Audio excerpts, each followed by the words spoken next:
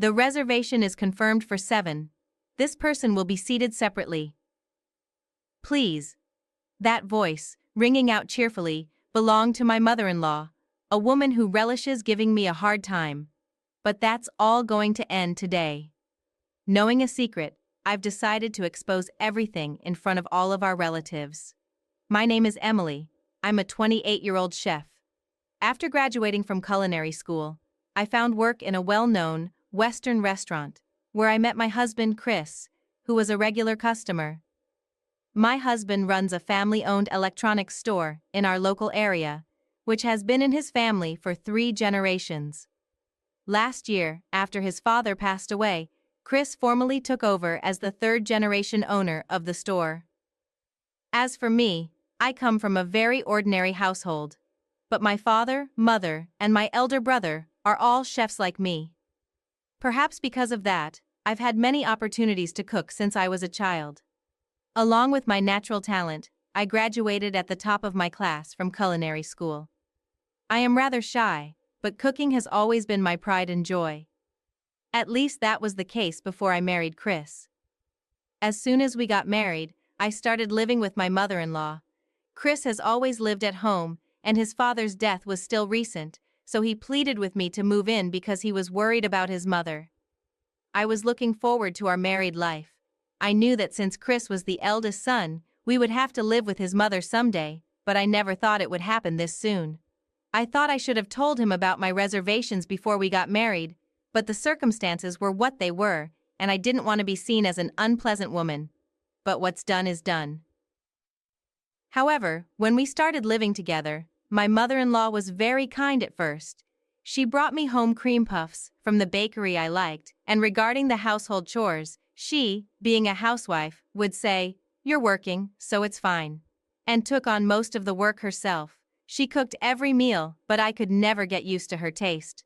No matter what she cooked, the taste was always too strong. I heard that she was originally from the southern part of the country. I remember seeing on TV or reading somewhere that people from the South prefer salty foods.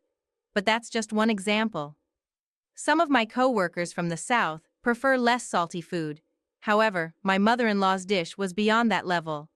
When she made a stew, it was so black that I couldn't tell what the ingredients were. Of course, when I tasted it, it was like drinking barbecue sauce. She would say, "You need a strong flavor to help you eat your bread, right? Come on, Emily, have some more." But I couldn't. "It's too salty," I would reply. When I glanced at Chris, he said, "Did you make it less salty today? Do you notice?" I wasn't sure about Emily's preference, so I made it a bit less salty. "What, like this?" I was terrified. For a while we continued to live like this, but my job started to suffer. Perhaps because I was constantly eating my mother-in-law's cooking, my tongue was numb, and I couldn't taste anything. Luckily, I always had the head chef check my work at the end, and I never got any reprimands. However, feeling this wouldn't do, I started getting up earlier than my mother-in-law, at least for breakfast. That seemed to lessen my troubles during work. Strangely enough, my mother-in-law's attitude toward me turned increasingly frosty. She began to ignore my greetings. Then she started criticizing the food I cooked. It's tasteless, Emily. Don't forget to season just because you're busy. What's your game?" "Wait, what, mother-in-law? I've seasoned it properly. Here, taste it." I had her taste it, but she retorted, "Your seasoning is bland. Can't you even understand that? But adding more would be unhealthy." "What's wrong with enjoying good food? Don't get too carried away just because you're good at cooking," she said, pouring in an excessive amount of soy sauce over the dish I had prepared. "I never get carried away, and I'm worried about our health here," I responded. I had an idea about what triggered this sudden change in my mother-in-law's attitude. It was something that happened at a birthday party for my sister-in-law's daughter at our house. My husband has 2 sisters, both already married and living separately. They are both friendly people who said things like, "If you ever experience any bullying from your mother-in-law, let us know, we'll scold her for you." They've always been very kind to me despite our brief acquaintance. Their husbands are also nice, gentle people. The older sister has a daughter, and we had her 5th birthday party at our house, where I helped my mother-in-law with the cooking. The dining table was filled with various dishes, and it was quite clear who made what.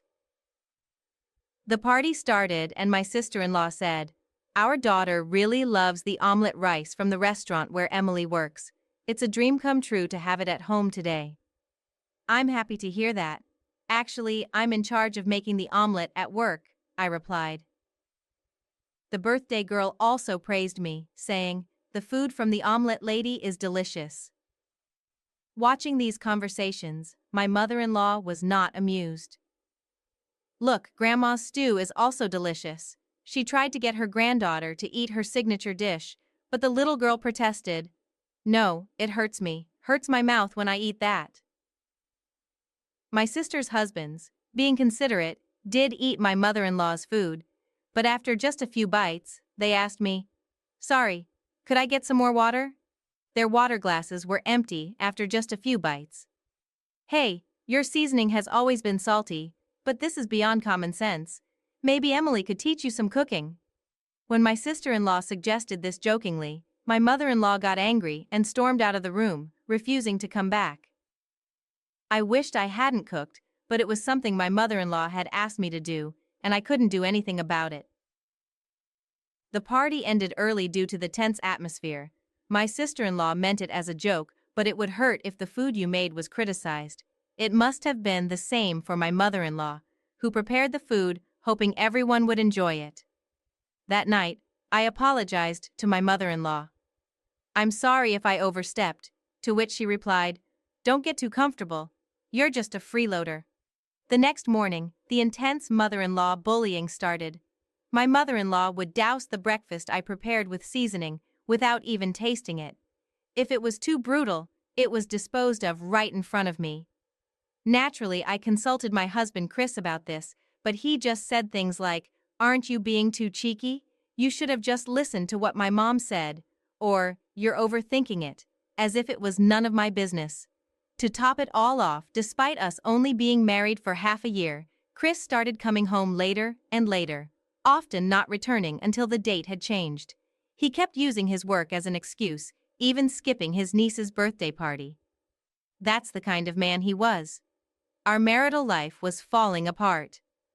Of course, I thought about divorcing, but we had only been married for 6 months, and I knew it would upset our parents, so I hesitated to take the plunge.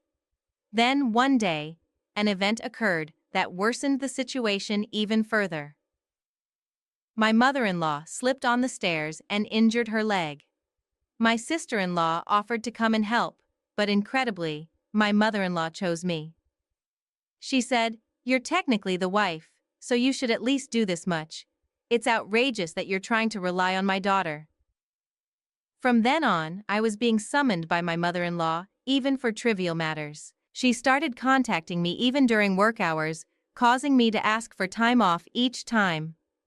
My coworkers told me it was okay, but I felt guilty and eventually quit my job. My mother-in-law, as if she had been waiting for this moment, laughed at me, saying, "Can't do your proud job anymore? How pitiful." From then on, not only during the day but also at night, I was suddenly summoned by my mother-in-law, and I had no time to rest. Even when I tried to talk to Chris, there were more and more days when he wouldn't come home. He said he was sleeping in his company's office, but I'm sure that was a lie. I had already made up my mind. However, I couldn't just leave without doing anything, so I decided to take revenge on them. Later on, while the 3 of us were having breakfast, I brought up the topic, "Please divorce me." They both looked surprised, saying, "What are you talking about? We haven't been married for a year yet. It's you who will be laughed at. Are you thinking I'm cheating? Ridiculous."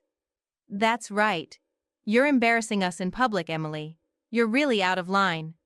Even though I was made fun of by the 2 of them, I was not swayed and said, "Chris is not at home. My mother-in-law only knows how to bully her daughter-in-law. Who would want to live in such a house? I will divorce. My mind won't change." Seeing an unusually determined me, the two of them seemed panicked, and Chris said, "We're sorry. I'll try to come home as early as possible. You can even go back to your parents' home for a while, but my mom has this leg issue.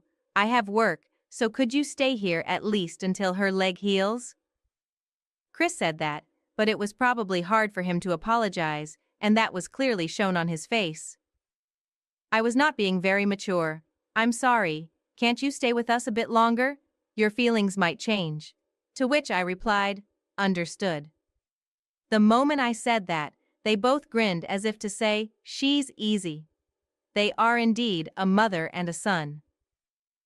After that, the bullying stopped, and Chris started coming home earlier. But such peaceful times didn't last long. My husband Chris started coming home late again, and the harassment from my mother-in-law resumed. My mother-in-law's leg didn't heal at all, yet she frequently went out, claiming it to be a hospital visit. Finding this peculiar, I ended up discovering a shocking truth. A few days later, my cell phone was blowing up with calls. The callers were, of course, my mother-in-law and Chris. When I answered the call from Chris, he said, "Hey, where the hell are you? What are you doing, leaving my mom like this?" Chris on the other end of the phone was pretty furious. I didn't care whether this man was angry or not, so I replied, "I'm at my parents' house. What's wrong with that? It was you who told me I could go home." "What are you talking about? My mom's leg isn't healed, right?"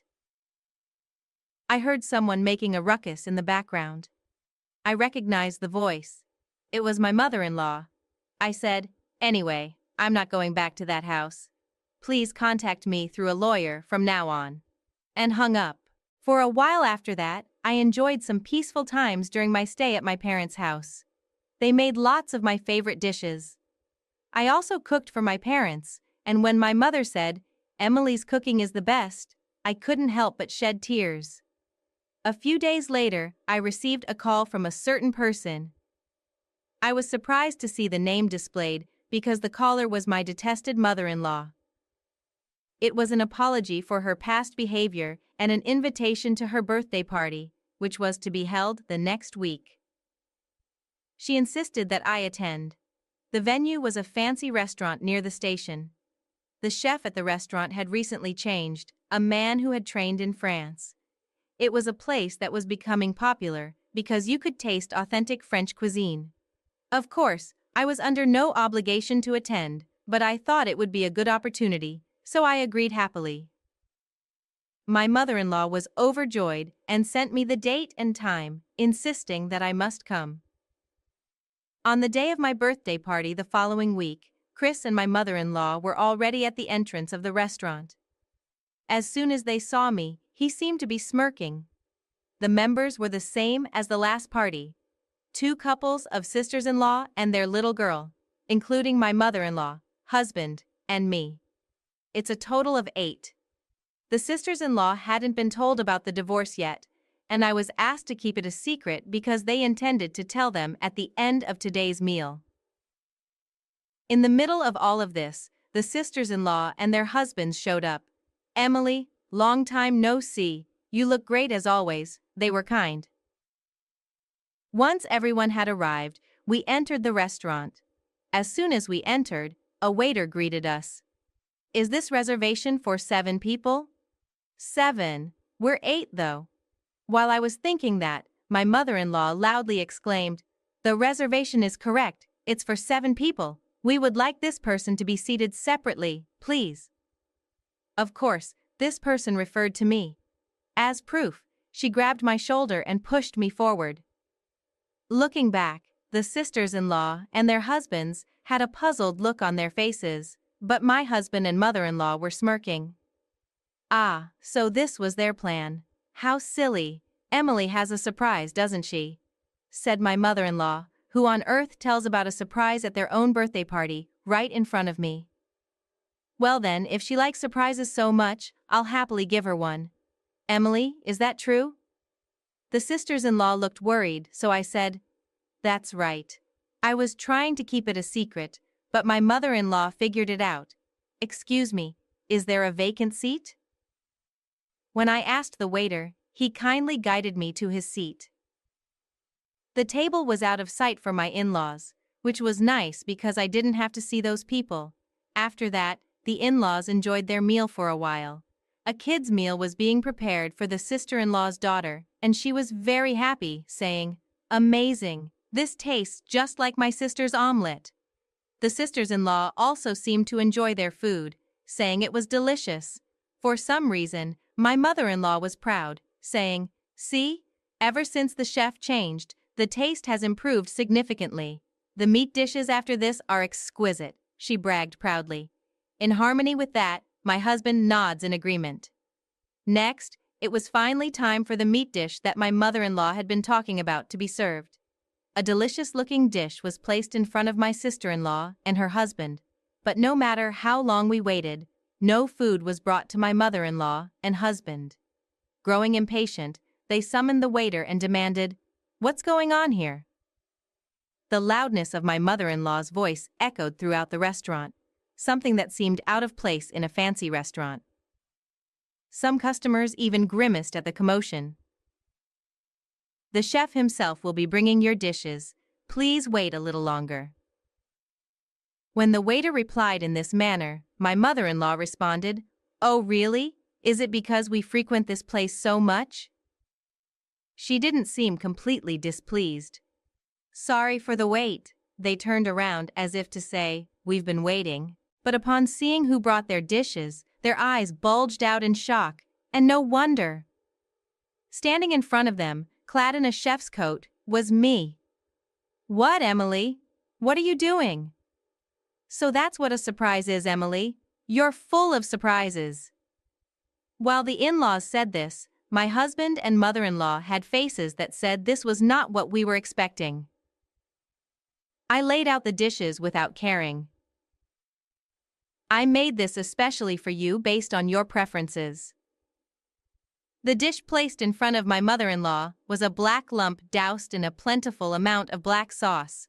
Of course, it was thoroughly flavored with soy sauce. "For the final touch, please add this," I said, pouring extra soy sauce on for her. She was shocked and froze on the spot. "Furthermore, we also have a special menu for this customer." I placed a plate in front of my husband, haphazardly lined with batteries ranging from size AA to D.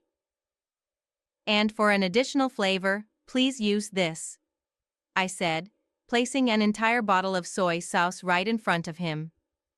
Because he always harps on about work, I arranged batteries for my husband who loves his job as an electrician. I even selected the most expensive batteries sold at other electronics stores, so I expect some gratitude. Seeing this, my nieces were laughing hard. My sister-in-law and her husband had looks on their faces that said, "Isn't this a bit too much?" My mother-in-law and husband, with red faces, yelled, "You are making fools of us and this restaurant for allowing such a thing. Call the manager." As my husband said this, the manager appeared and said, "That would be me." "What the hell are you thinking? We are the customers here. We'll sue you." Hearing that, the manager replied simply, "Is that so? In that case, we'll be suing you too for disrupting our business." "Huh?" was their response. It seems that the two of them frequently patronized this restaurant and had always acted arrogantly towards the staff.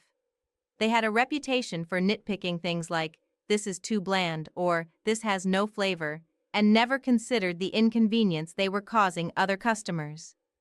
They were well known as troublesome complainers. "We've tolerated it until now because you're family, but it seems we'll finally be able to distance ourselves. We won't hold back, right, Emily?" "Yeah, big brother." Upon hearing this, the two of them looked surprised and turned their gazes towards us. Actually, this restaurant has been managed by my brother for some time now. My brother works in France, and he couldn't make it back home when I got married due to his busy schedule. Although he sent his congratulations, my mother-in-law and my husband Bob had never met him.